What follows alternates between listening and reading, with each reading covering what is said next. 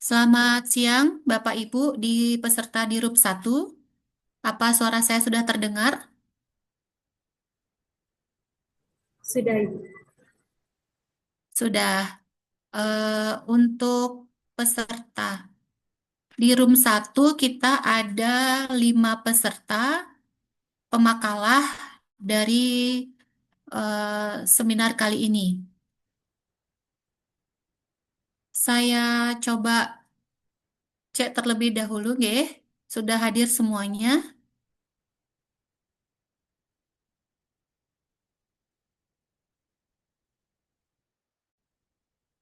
Ibu Nikomang Jesinda Ayuning Tias,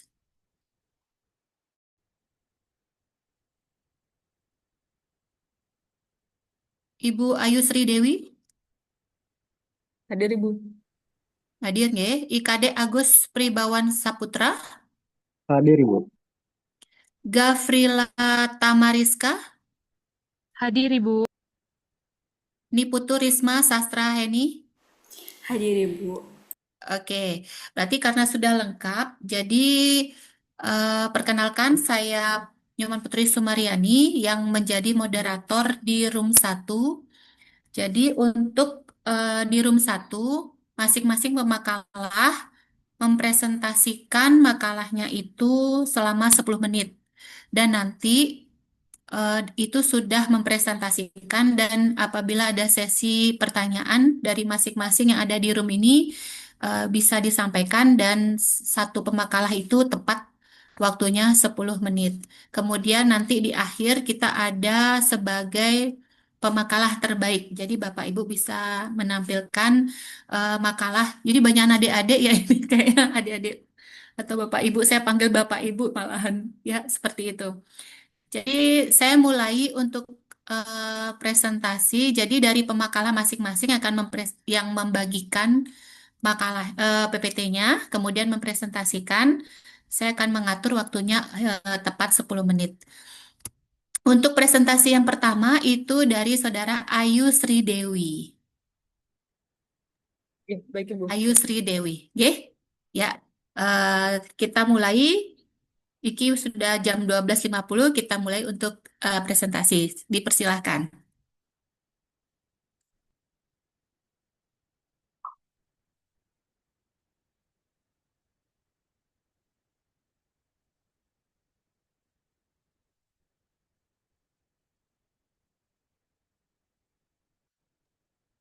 Apakah sudah terlihat, Ibu, untuk share screen-nya?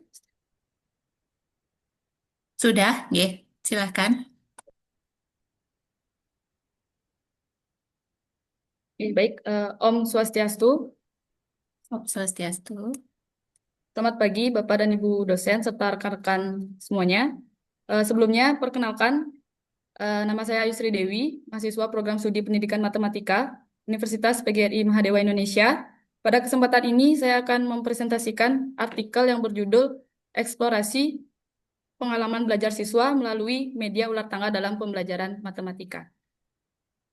Nah, di presentasi ini bertujuan untuk memaparkan latar belakang, tujuan, metode, serta hasil yang berfokus pada pengalaman belajar siswa dalam menggunakan media permainan ular tangga dalam pembelajaran matematika, khususnya pada materi operasi bilangan bulat ditinjau dari User Experience Questionnaire atau UEQ. Baik, selanjutnya saya akan masuk ke pembahasan penelitian.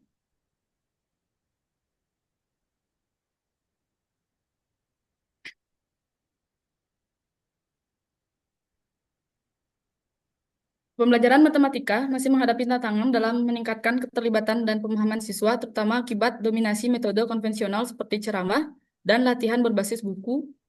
Kondisi ini menyebabkan siswa kurang termotivasi dan memandang matematika sebagai mata pelajaran yang sulit. Berbagai penelitian menunjukkan bahwa media permainan ular tangga berdampak positif dalam pembelajaran matematika. Media ini mampu meningkatkan keterlibatan, motivasi, serta menciptakan suasana belajar yang menyenangkan dan kolaboratif.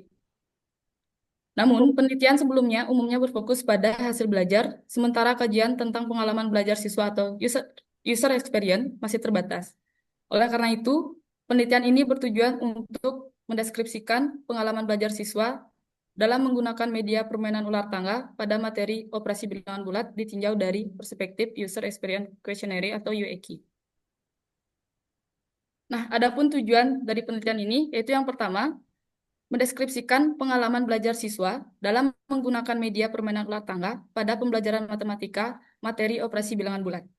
Dan yang kedua, menganalisis pengalaman pengguna siswa berdasarkan dimensi user experience atau questionnaire atau UEQ. Yang ketiga, mengidentifikasi kelebihan dan keterbatasan media permainan ular tangga ditinjau dari... Mahasiswa matematika, kayak matematika. Bisa saya lanjut, Ibu? Ya, silahkan. Dan yang ketiga itu mengidentifikasi kelebihan dan keterbatasan media permainan ular tangga ditinjau dari pengalaman pengguna. Dan yang terakhir, menyusun rekomendasi pengembangan media permainan ular tangga agar lebih efektif dan nyaman digunakan dalam pembelajaran matematika. Nah, adapun metode penelitian yang digunakan, itu yang pertama, desain penelitian menggunakan desain deskriptif kualitatif bertujuan untuk menggambarkan pengalaman siswa dalam menggunakan media ular tangga. Subjek penelitian, subjek penelitian ini adalah siswa kelas 7 di SMP Negeri 8 Denpasar. Instrumen penelitiannya yaitu pengumpulan data dilakukan dengan menggunakan User Experience Questionnaire atau UEQ untuk mengevaluasi pengalaman pengguna terhadap media ular tangga.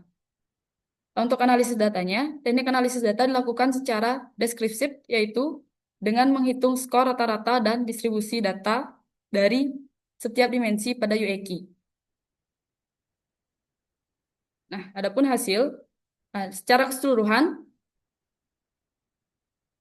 hasil penelitian menunjukkan bahwa media pembelajaran permainan ular tangga berpotensi meningkatkan keterlibatan, motivasi, dan pemahaman siswa melalui pembelajaran yang interaktif dan menyenangkan. Namun, efektivitas media ini juga dipengaruhi oleh kualitas teknik, khususnya konsistensi dan keandalan respon, sehingga diperlukan penyempurnaan desain dan pengujian penggunaan agar pengalaman belajar siswa lebih optimal. Nah, kesimpulannya, hasil penelitian menunjukkan bahwa penggunaan media pembelajaran permainan ular tangga menghasilkan pengalaman pengguna yang baik bagi siswa kelas 7 SMP Negeri 8 Denpasar. Analisis deskriptif berdasarkan UEQ mengungkapkan bahwa siswa menilai media ini memiliki tingkat daya tarik dan kejelasan yang tinggi serta cukup efisiensi dalam menunjang proses pembelajaran matematika. Hal ini mengidentifikasi bahwa penerapan media permainan ular tangga dapat mendorong keterlibatan siswa dan menghadirkan pengalaman belajar matematika yang lebih interaktif dan bermakna. Demikian pemaparan artikel yang dapat saya sampaikan.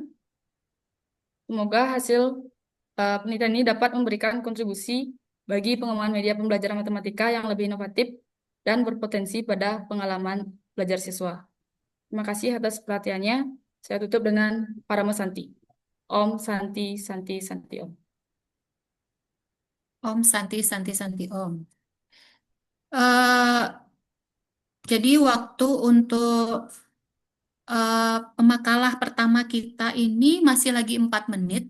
Bagaimana peserta dari pemakalah di room 1, apakah ada pertanyaan terkait dengan materi yang disampaikan oleh Saudari Ayu Sridewi? Ini terkait tentang penggunaan eksplorasi pengalaman belajar melalui media ular tangga ya dalam pembelajaran matematika.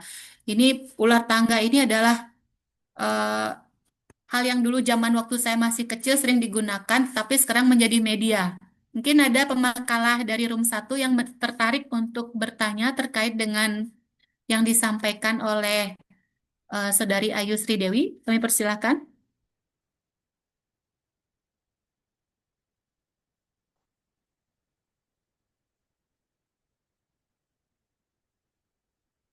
Tidak ada?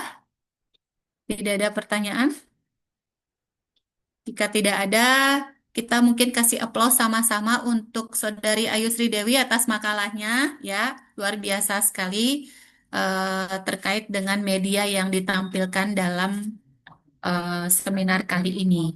Kita lanjutkan lagi untuk pemakalah kita yang kedua, IKD Agus Prabawan Saputra, itu tentang validitas e-komik interaktif bernuansa kearifan lokal Bali pada materi bangun ruang isi datar. Ya, kita mulai. Silakan kepada Saudari IKD Agus Prabawan Saputra. Ibu, terima kasih. Izin Ibu, apakah sudah terlihat nggih untuk PPT-nya? Untuk PPT sampun. Baik, terima kasih. Jadi selamat siang, Om Swastiastu, Assalamualaikum warahmatullahi wabarakatuh. Shalom, salam sejahtera untuk kita semua, kebajikan dan salam harmoni dari usaha. Baik, di sini perkenalkan nama saya Kira Agus Prabawan Saputra, selaku mahasiswa dari Undiksa, Pendidikan Matematika, yang pada kesempatan kali ini akan melakukan presentasi sembari berbagi ilmu mengenai validitas e-komik interaktif bernuansa kearifan lokal Bali, tentunya pada bangun ruang. Nah, sebelum masuk ke latar belakang, di sini saya mengutip dari idola saya, Albert Einstein, di mana logic will you get from A to Z, imagination will get you everywhere. Jadi di sini menekankan bahwa logika memang penting dalam sebuah pemahaman. Namun selain pemahaman, di mana kita bisa membayangkan atau memvisualisasikan sebuah konsep, itu akan menjadikan pemahaman kita lebih bermakna. Oke, di sini ada pun latar belakang dari penelitian saya, di mana untuk memahami matematika tentunya diawali dengan matematika itu tidaklah materi yang mudah, di mana matematika itu dianggap oleh siswa sebagai materi yang sangat abstrak dan sulit untuk dipahami. Hal ini sebanding dengan atas jalan dengan hasil PISA, di mana menunjukkan bahwa matematika, terutama bagian pemahaman konsep, masih tergolong sangat rendah dan juga diperkuat oleh hasil dari lain-lainnya dari jurnal yang saya kutip, itu menunjukkan bahwa matematika itu sangat sulit dan tentunya pemahaman konsep juga masih menjadi PR yang sangat penting di Indonesia untuk saat ini. Oleh karena itu, eh, saya menghadirkan sebuah media di mana media ini mendukung untuk visualisasi terkait materi bangun ruang sidatar, terutama dalam mendukung proses pembelajaran yang ada di sekolah.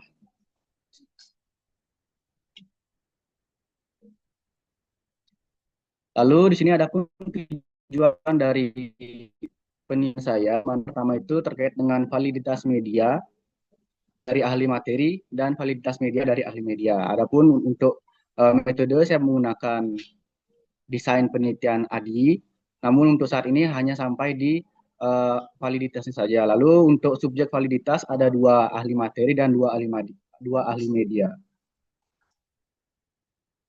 Oke, di sini untuk instrumen yang saya gunakan itu menggunakan instrumen LORI, di mana ini merupakan instrumen yang sangat banyak digunakan dalam hal mencari validitas, baik secara validitas media maupun validitas materi. Nah, untuk interpretasi dari hasil dalam pengambilan keputusan itu memiliki rentang dari 1 hingga 5, dari sangat kurang baik sampai sangat baik.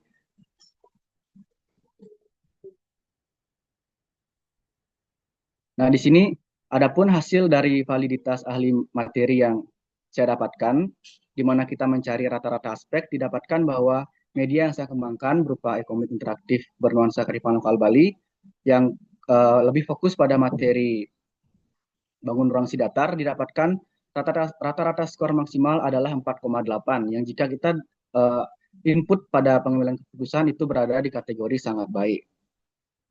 Sehingga sesuai dengan kriteria sangat baik, materi dinilai akurat sesuai dengan tingkat siswa, serta selaras dengan tujuan pembelajaran. Selain itu, penyajiannya yang adaptif terhadap perbedaan karakteristik siswa juga mampu meningkatkan motivasi belajar, sehingga layak digunakan dalam pembelajaran. Lalu untuk ahli media yang kedua, yaitu didapatkan hasil rata-rata aspek skor total adalah 4,6875 dengan kriteria atau kategori jika diambil dari rentang skornya didapatkan kategori sangat baik, sehingga media ini dinilai memiliki desain visual yang mendukung pembelajaran. navigasi yang mudah, serta tingkat aksesibilitas yang tinggi. Selain itu, media bersifat fleksibel untuk berbagai situasi pembelajaran dan telah memenuhi standar kelayakan media, sehingga layak digunakan dan dalam proses pembelajaran. Tentunya dalam validitas ini ditemukan beberapa revisi, itu akan saya sampaikan setelah ini. Adapun implikasinya berupa diagram validasi ahli, di mana ahli materi didapatkan 4,8 dan ahli media dapatkan 4,6875 dengan kategori sangat baik, sehingga media ini dinyatakan valid dan siap untuk diuji cobakan pada tahap implementasi pada model ADI guna mengetahui kepraktisan dan keefektifan dalam pembelajaran matematika, khususnya materi bangun ruang sisi datar. Nah, ini yang saya sampaikan tadi, di mana dalam proses validitas ahli media maupun materi didapatkan beberapa revisi. Ini saya ambil dua contoh saja. Untuk revisi yang pertama itu dari tampilan halaman depan, yang sebelumnya itu tidak terdapat judul, sehingga setelah revisi ditampilkan secara eksplisit dari judul yang saya gunakan. Lalu selain itu juga ada ahli yang kedua, di mana sebelum revisi itu output atau interaktifnya dari media yang saya buat itu belum membantu atau menstimulus siswa untuk memahami konsep secara holistik. Sehingga setelah revisi lebih dijelaskan mengenai petunjuk dari medianya, yang mana termasuk rusuk, yang mana termasuk titik sudut, dan lain sebagainya. Ini digunakan untuk meningkatkan atau menstimulus siswa dalam memahami materi bangun orang sidatar, yang khususnya pada kesempatan kali ini adalah materi kubus dan balok.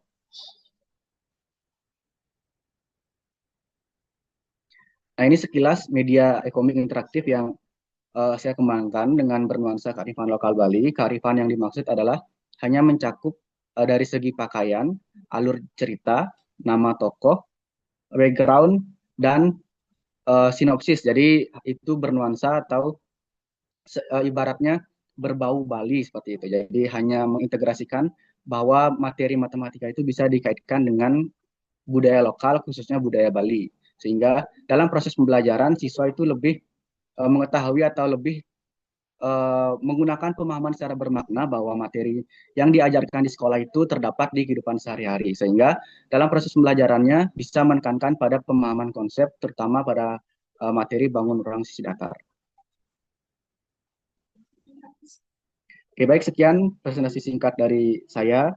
Sekiranya ada kesalahan kata, saya mohon maaf. Jika ada yang ingin ditanyakan, saya persilakan. Waktu dan tempat saya kembalikan ke moderator. Terima kasih. Terima kasih kepada pemakalah yang kedua ya. Menarik sekali mengangkat tentang komik ya. Kalau saya sempat sama Pak Nengah membimbing juga mahasiswa mengangkat tentang komik digital pada saat itu untuk pembelajaran matematika. Jadi di sini menariknya itu dikaitkan dengan kearifan lokal Bali. Satu lagi Pak Kadek, sorry ya, saya panggil Pak. Jadi satu lagi kearifan lokal Bali, satu-satunya di Bali adalah pohon yang isi kain poleng. Itu adalah sebiasanya itu cuman ada di Bali ya, seperti itu. Kita ada waktu lagi 2 menit mencapai 10 menit itu. Kira-kira ada pertanyaan untuk pemakalah 2?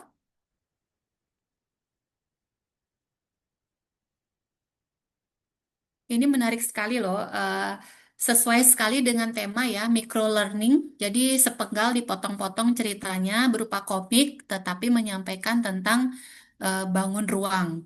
Bangun ruang menyambung yang disampaikan Dr. Imam tadi, narasumber yang pertama, tersampaikan bahwa memang secara tidak langsung kalau kita melihat pura, melihat gapura, itu ada kaitannya dengan bangun datar ya. Ya Pak, ya. Jadi kita bisa menyimpulkan seperti itu. Kira-kira ada pertanyaan untuk pemakalah 2?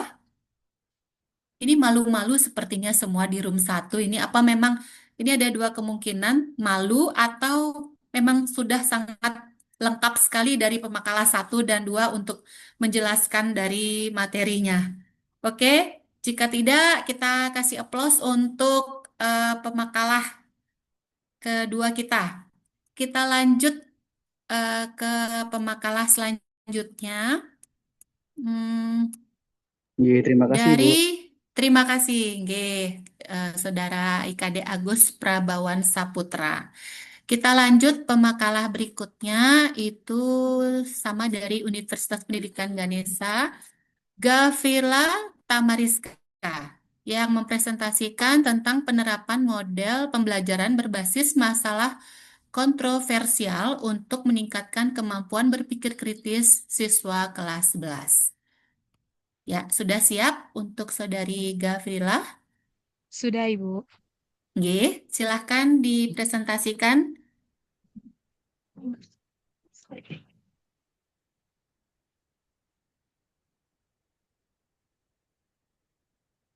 Oke.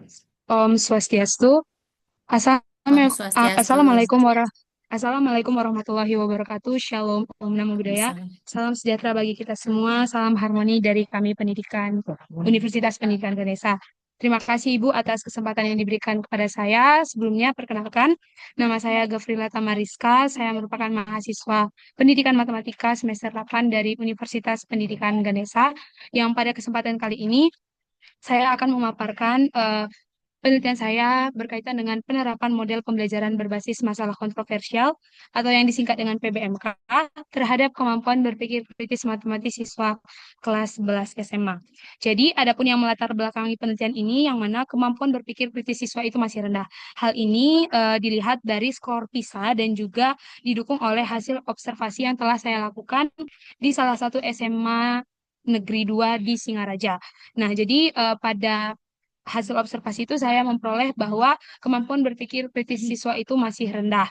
Dan juga hal ini disebabkan karena siswa itu enggan untuk mencari tahu terkait suatu eh, cara dalam menyelesaikan suatu permasalahan, khususnya permasalahan dalam matematika. Nah, selain itu, hal yang menyebabkan rendahnya kemampuan berpikir kritis matematis siswa ini yang adalah masalah yang disajikan kurang memicu kemampuan berpikir kritis matematis siswa.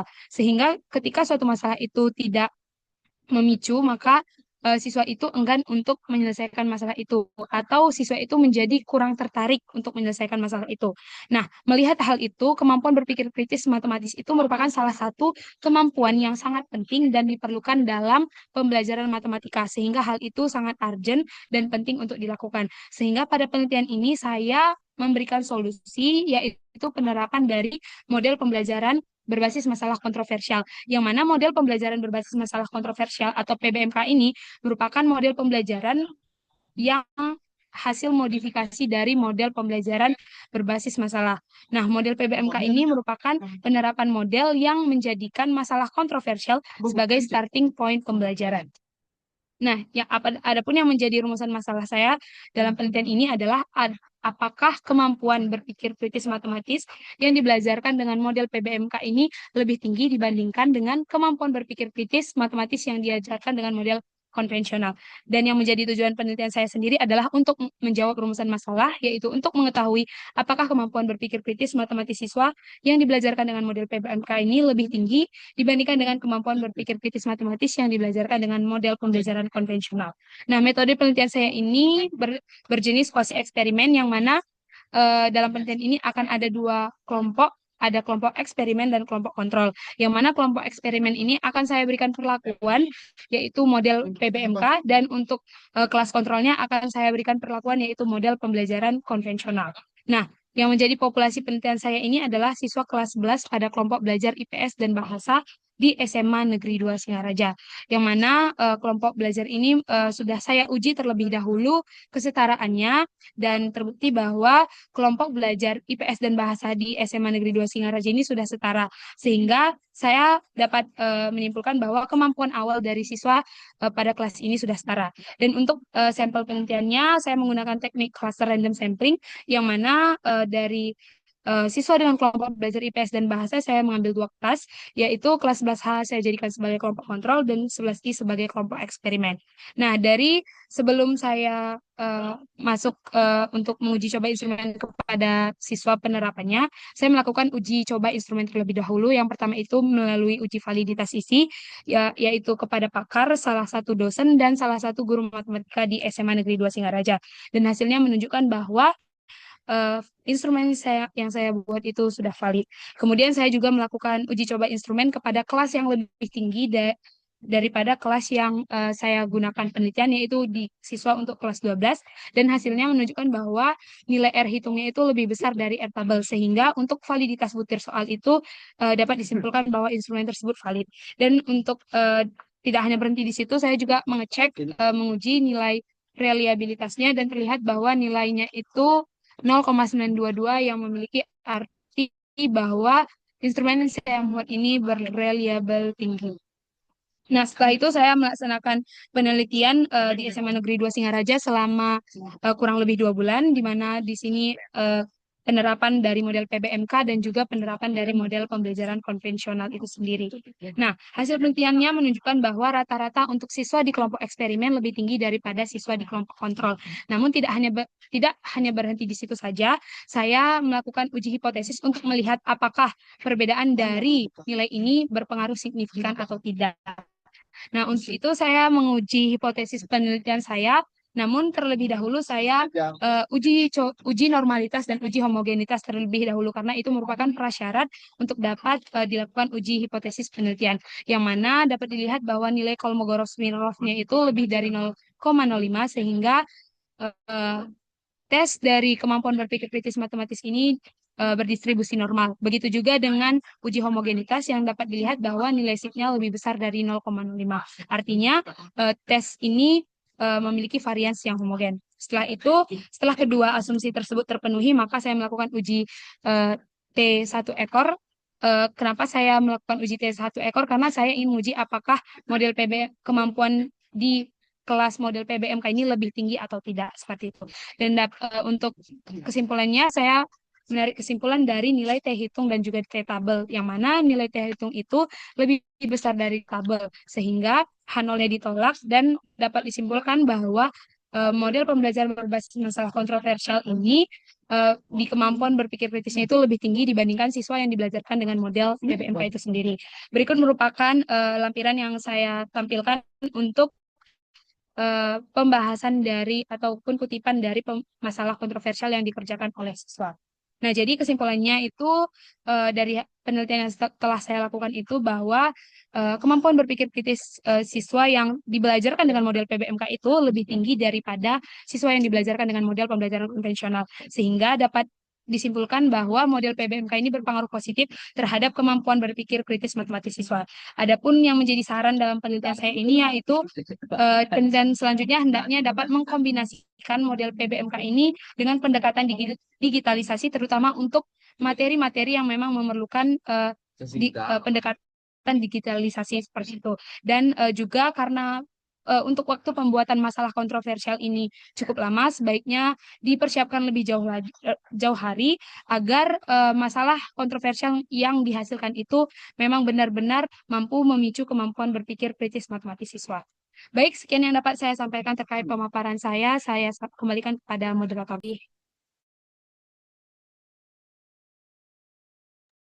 Oke, terima kasih Saudari Gavrila Tamariska ya, sudah mempresentasikan tentang materinya ya.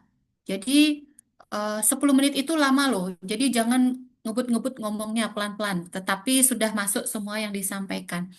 Di sini mengangkat tentang masalah kontroversial ya, terkait dalam pembelajaran matematika. Itu menarik sekali, bahkan sudah menampilkan tentang beberapa contoh soal yang ditampilkan pada saat penelitian. Bagaimana untuk pemakalah yang ada di room 1? Apakah ada pertanyaan terkait dengan materi yang disampaikan oleh pemakalah Saudari Gavrila?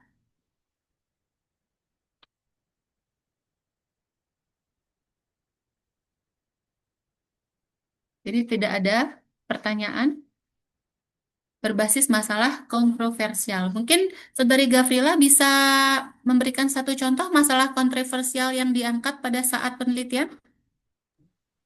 Baik, Ibu, terima kasih atas kesempatannya. Jadi, untuk masalah kontroversial yang saya gunakan di dalam penelitian saya ini, mungkin saya menyajikan yang ini ya.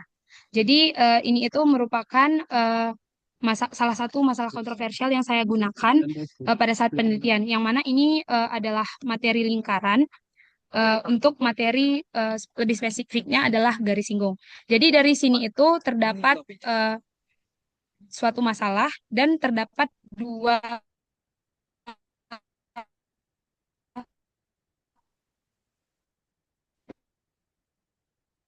pendapat. Nah, namun hanya memiliki satu jawaban yang benar. Nah, dari sini siswa dengan kemampuan kognitif yang kurang itu hanya menyimpulkan dari visualisasinya saja, sehingga dari sini siswa itu untuk konsepnya itu belum terlalu kuat, sehingga dia ketika melihat suatu gambar, contohnya seperti ini, dia melihat ruas garis CD ini sebagai sisi miring dari bangun segitiga ADC jika digeser titik C ke B gitu. Jadi padahal di sini seharusnya yang menjadi sisi miring itu adalah AB. Jadi pada tahap ini itu siswa itu melupakan konsep teorema garis singgung yang mana jari-jari itu akan selalu tegak lurus dengan garis singgung. Nah, jadi dari sana itu siswa dengan kemampuan kognitif yang kurang itu akan menganggap bahwa ini itu jawaban yang benar langsung tanpa mengidentifikasi ini benar nggak ya rumusnya seperti itu, Ibu. Jadi dari sana akan ada perbedaan sudut pandang dan ketika ada perbedaan sudut pandang tersebut, maka ketika untuk siswa yang kemampuan kognitifnya itu cukup tinggi, maka dia akan menjelaskan kepada temannya sehingga siswa yang awalnya tidak setuju kalau jawabannya itu salah, akhirnya dapat diluruskan kembali. Ya, terima kasih ya. Bagus sekali. Seperti itu karena air generasi-generasi sekarang ini pertanyaannya memang sangat kritis ya terkait menghadapi suatu permasalahan. Mungkin karena pengaruh media sosial, kemudian media-media yang mereka perhatikan. Jadi sangat kreatif dan sangat kontroversial juga pertanyaan. Kita berikan applause untuk Saudari Gavrila Tamariska untuk presentasinya. Jadi untuk presentasi itu ada poin-poin yang diperhatikan untuk menentukan siapakah pemakalah terbaik di setiap roomnya. Ya, jadi waktunya sudah tepat. Kita lanjut ke pemakalah selanjutnya dari Universitas Pendidikan Ganesha, Niputu Risma Sastra Heni, yang akan mempresentasikan tentang implementasi model Meaningful Introductional Design atau MID dalam meningkatkan kemampuan pemecahan masalah siswa kajian literatur. Ya, apakah Saudari Putu Risma sudah siap? Izin saya screen ke Ibu nggih. Nggih, silakan.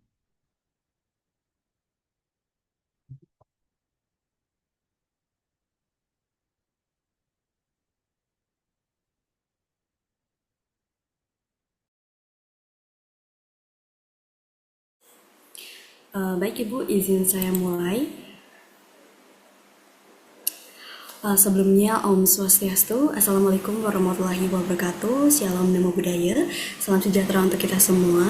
Sebelumnya perkenalkan, nama saya Niputu Risma Sastra Heni dari Universitas Pendidikan Ganesha.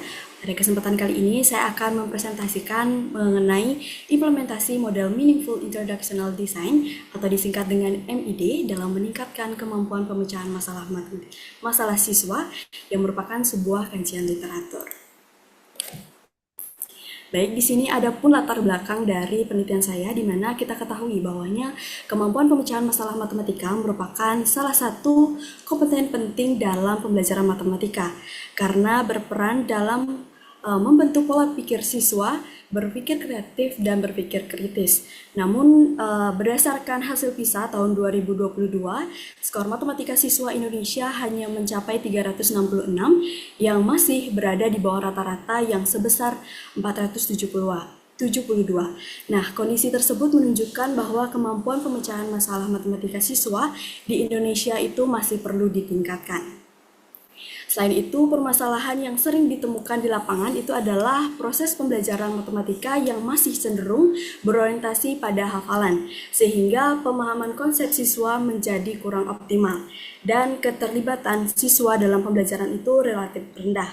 Nah, oleh karena itu diperlukan suatu inovasi model pembelajaran yang mampu mengaitkan konsep matematika dengan pengalaman nyata siswa agar pembelajaran itu lebih kontekstual dan bermakna. Nah, salah satu alternatif atau solusi yang dapat kita terapkan itu adalah menggunakan model MID ini atau Meaningful Introductional Design dengan berbantuan e-modul bermuatan masalah kontekstual. Dan model MID ini menekankan pentingnya pembelajaran bermakna melalui keterikatan pengetahuan awal dengan konsep baru. Nah, sedangkan e-modul ini mendukung pembelajaran mandiri dan interaktif. Dan sedangkan masalah kontekstual itu sendiri menjadikan materi lebih mudah dipahami oleh siswa dan lebih relevan dalam kehidupan sehari-hari siswa. Nah, adapun tujuan dari kajian ini yaitu untuk mengetahui dan menganalisis secara mendalam penerapan model Meaningful Introductional Design yang berbantuan e-modul bermuatan masalah kontekstual dalam meningkatkan kemampuan pemecahan masalah matematika siswa. Selanjutnya itu ada metode penelitian yang saya gunakan, itu adalah penelitian ini menggunakan pendekatan analisis deskriptif melalui kajian literatur sistematik dengan menggunakan atau mengumpulkan artikel ilmiah yang relevan dari seperti Google School, Scopus, dan Sinta pada rentang tahun dari tahun 2018 hingga 2025. Nah, data yang diperoleh kemudian dianalisis menggunakan teknik analisis isi secara kualitatif untuk memperoleh gambaran temuan penelitian secara komprehensif. Selanjutnya yaitu adapun pembahasan. Kita ketahui bahwanya kemampuan pemecahan masalah matematika menurut Polya memiliki 4 tahapan, yaitu yang pertama memahami masalah, yang kedua merencanakan strategi, yang ketiga adalah melaksanakan strategi, dan yang terakhir itu adalah melakukan pengecekan kembali terhadap solusi yang sudah diperoleh. Nah, keempat tahapan ini melatih siswa untuk berpikir sistematis, logis, kritis dalam menyelesaikan permasalahan. Selanjutnya itu adalah model MID, di mana model MID ini memiliki 3 tahapan. Yang pertama adalah learn in, di mana pada tahapan ini bertujuan mengaktifkan pengetahuan awal siswa serta menumbuhkan minat belajar siswa. Dan tahap reconstruction sendiri itu membantu siswa membangun kembali pemahaman konsep melalui diskusi dan eksplorasi. Dan tahapan yang terakhir yaitu adalah production, di mana mendorong siswa menerapkan konsep yang telah dipahami dalam situasi baru yang lebih kompleks. Selanjutnya ini ada berbantuan e-modul, di mana e-modul sendiri merupakan media pembelajaran berbasis digital yang memungkinkan siswa belajar secara mandiri, fleksibel, dan interaktif. Nah, sementara itu masalah kontekstual ini membantu siswa memahami masalah matematika yang biasanya disajikan secara abstrak itu agar mudah dipahami, jadi kita akan kaitkan dengan kehidupan sehari-hari siswa. Nah, selanjutnya itu ada kajian. Hasil kajiannya di sini menunjukkan bahwa penerapan model Meaningful Introductional Design itu efektif dalam meningkatkan kemampuan pemecahan masalah matematika dan didukung dengan penggunaan e-modul yang terbukti mampu meningkatkan minat belajar serta kemandirian siswa. Dan sedangkan masalah kontekstual sendiri itu membantu siswa untuk memahami konsep abstrak dalam matematika. Oke, baik. Untuk kesimpulannya itu, integrasi model MID, e-modul, dan masalah kontekstual ini memiliki potensi yang cukup tinggi untuk dijadikan strategi pembelajaran yang efektif dan berkelanjutan dalam meningkatkan kemampuan pemecahan masalah matematika siswa. Baik, sekian yang dapat saya sampaikan. Jika terdapat salah kata saya mohon maaf. Saya tutup dengan Prama Santi. Om Santi Santi Santi Om.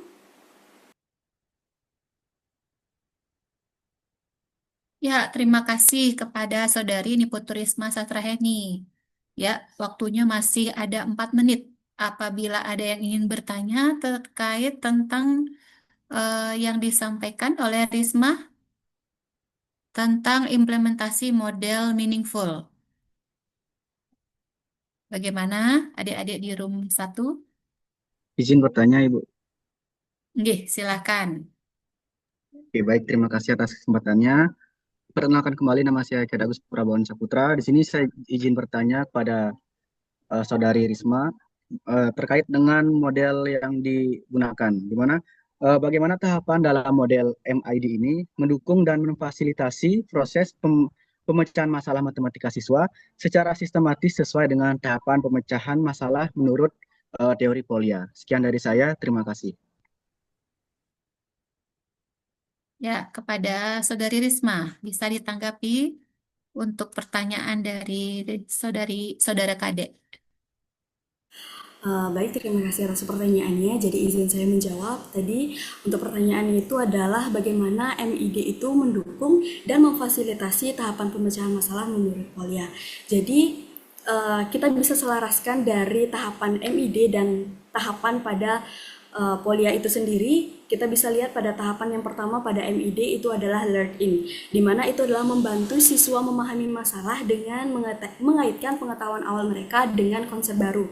Dan ini pada Polya itu kita bisa lihat pada tahapan yang pertama yaitu adalah memahami masalah.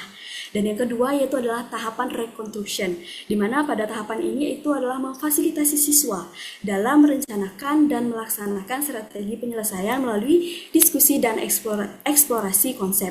Nah, pada tahapan di Polya itu sendiri itu adalah masuk ke merencanakan dan melaksanakan strategi. Dan yang ketiga itu adalah tahapan production. Di tahapan ini itu siswa didorong untuk menerapkan konsep pada permasalahan baru serta mengevaluasi kembali solusi yang sudah diperoleh.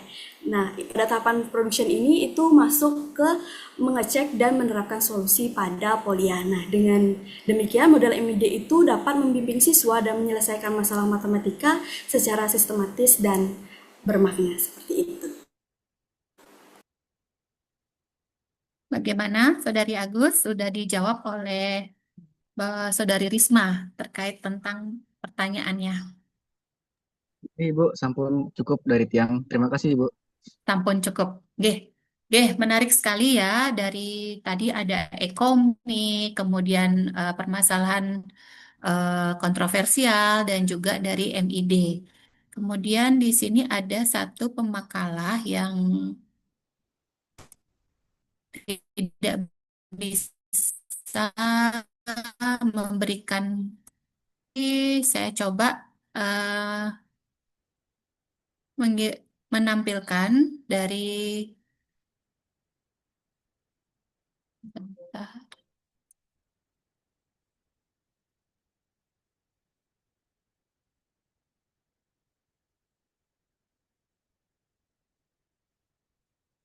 Saya coba tampilkan PPT-nya.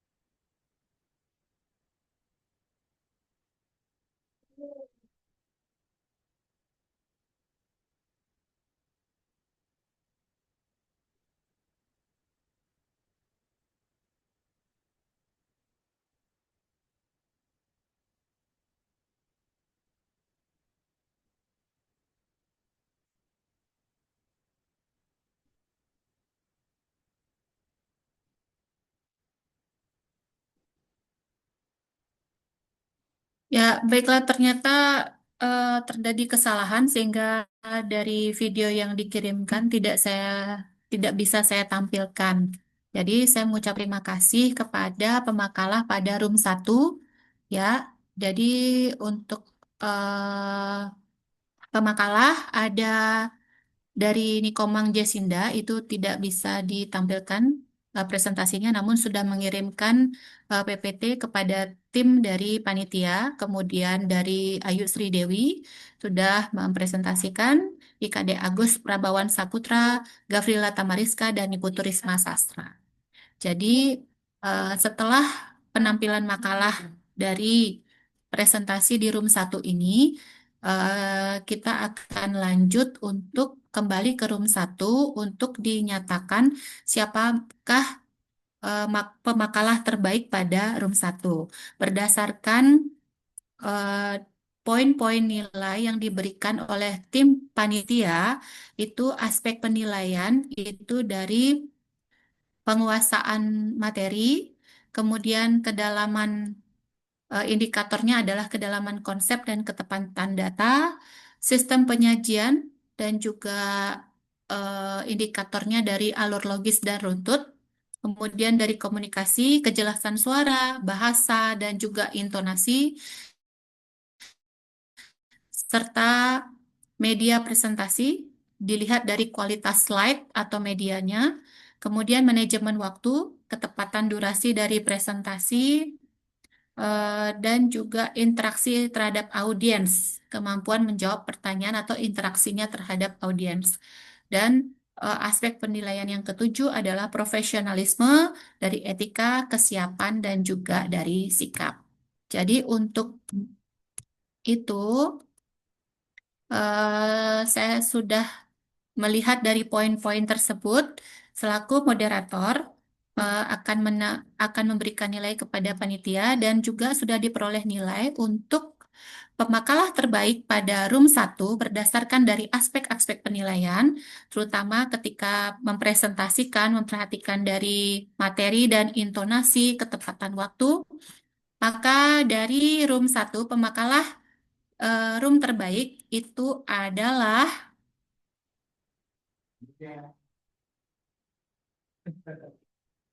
IKD Agus Prabawan Saputra. Ya, kasih aplaus kepada IKD Agus. Mungkin dihidupkan speakernya sehingga kita bisa ngasih aplaus untuk IKD. Jadi nanti kalau presentasi walaupun durasi 10 menit mungkin sedikit tetapi bisa tertata dalam penyampaian, kemudian materi yang ditampilkan, penelitiannya yang diartikelkan, melihat dari poin-poin tersebut. Ya, terima kasih kepada pemakalah di room 1. Selamat kepada IGD Agus Prabawan Saputra sebagai pemakalah terbaik di room 1. Silakan kembali kepada room utama. Oh, nanti akan diserahkan kepada eh, moderator di room utama. Terima kasih. Jadi kita kembali ke room utama. Terima kasih. Terima kasih. Terima kasih kepada semua pemakalah room 1. Ya. Selamat siang.